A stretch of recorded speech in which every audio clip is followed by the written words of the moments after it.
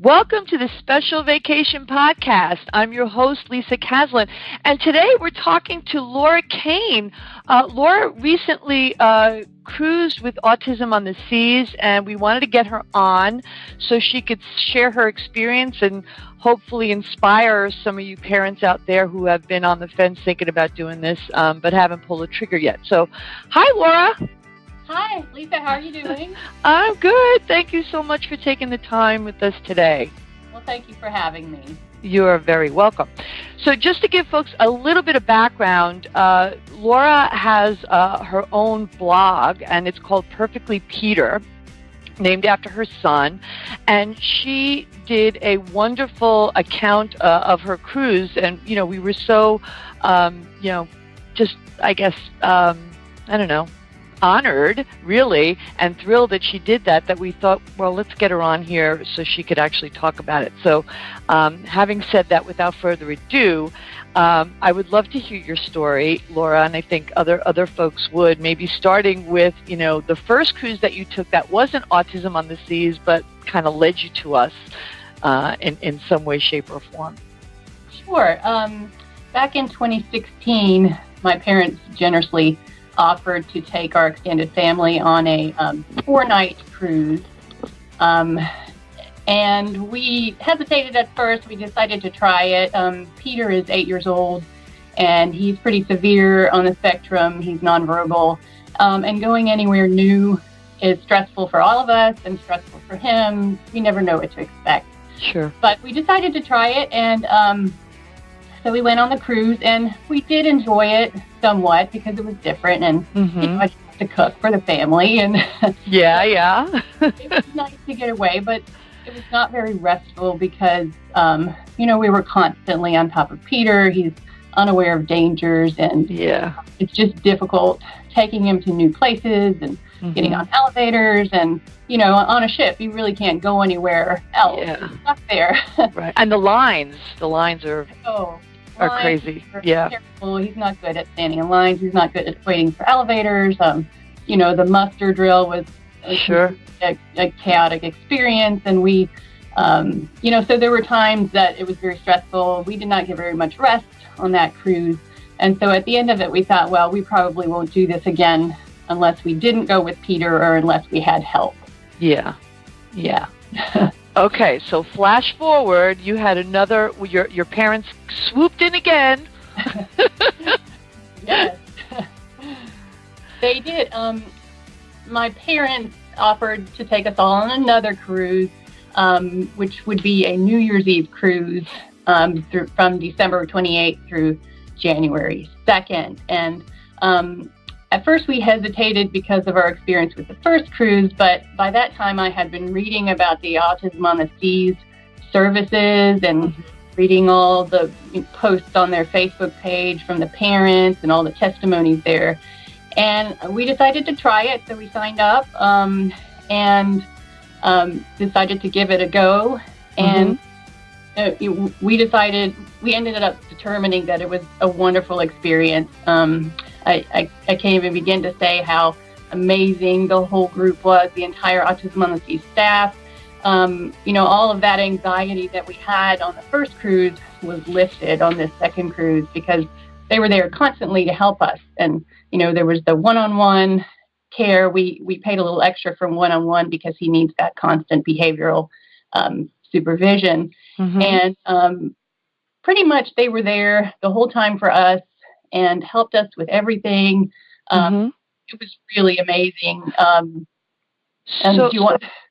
So just, walk us through, maybe like a summary of, a day on the cruise from, mealtime to respite to, enjoying activities and meals, how, it differed with the Autism on the Seas experience. Sure. Well, right at the beginning, the embarkation, there's huge lines. I mean, there's thousands of people that go on these cruises, obviously. And right from the start, we, they had their orange balloons waiting for us, and they took our entire family straight to the front of the lines to board the ship. Didn't have to wait in any lines. We did a little bit of paperwork because that's required. But went straight to the front, straight on board, directly to the Windjammer to have lunch. And it was, such a big difference between, that and the first cruise. And actually, I wanted to mention that the services they offer are not just for the child's immediate family. We had 18 people in our family group, and all of the services they offer were extended to our entire family. I mean, we had one child with autism. All 18 were able to take advantage of, the embarkation. The embarkation, that's a big deal. Yeah. And all of the services were available for them. So, and so on the first day after we had lunch, then there was the muster drill. And on our first, that was a disaster. It's such a chaotic experience. You're out on the deck. And it's so long. And so long. Not too well. But with Autism on the Seas, you have a private muster drill with the group and the staff. And so we were inside, and the cruise staff came to us and gave us a little muster drill. And it was, so much easier and so much less stress. So that was on the first afternoon. And then basically what happens is they have a every day. I'm hearing a dog in the background. At breakfast, they give you a daily schedule, and you can opt out of any activity if you don't want to participate, or you can participate. So basically, they have meals with you. Our one-on-one therapist sat with us at every meal, so we were able to get up and leave the table and go to the buffet whenever we needed to, because she was always there with Peter. They have respite sessions in the morning and an afternoon, usually. That would be a couple of hours where you leave your child with the Autism on the Seas staff, and then you can go and do whatever you want. You can go to the spa, go to the pool. And I bet you made some new friends, right? Yes, we did. We talked to other autism families. They're all super nice, and we have a lot in common. And so we got to meet some great people, and even make lifelong friends with the actual staff from Autism on the Seas, because they're so friendly and they have big hearts. And I think a lot of families come back and say it's sort of like one of these unintended consequences, not a consequence, but unintended benefits. And these folks, maintain relationships and friendships forever, as a result of the connections that they've made on the vacation.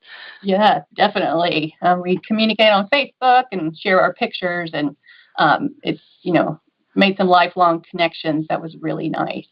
And they offer private venue sessions. So, one night there was a private session at the Rock Wall, and there was always lines there. But that night it was just for our group, and even my extended family got to experience it.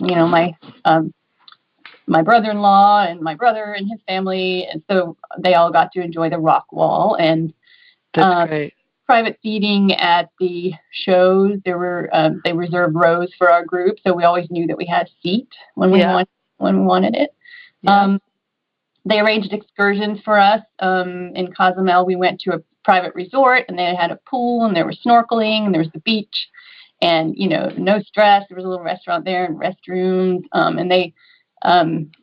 The great thing is just the logistics. They handle all the logistics for all of these excursions, all these events, and so that stress is lifted off you, because as you know, with autism, you can't be flexible. You have to plan ahead. Everything has to be. You have to take into account any eventuality, and even that it's never perfect. But they handled all the logistics for everything.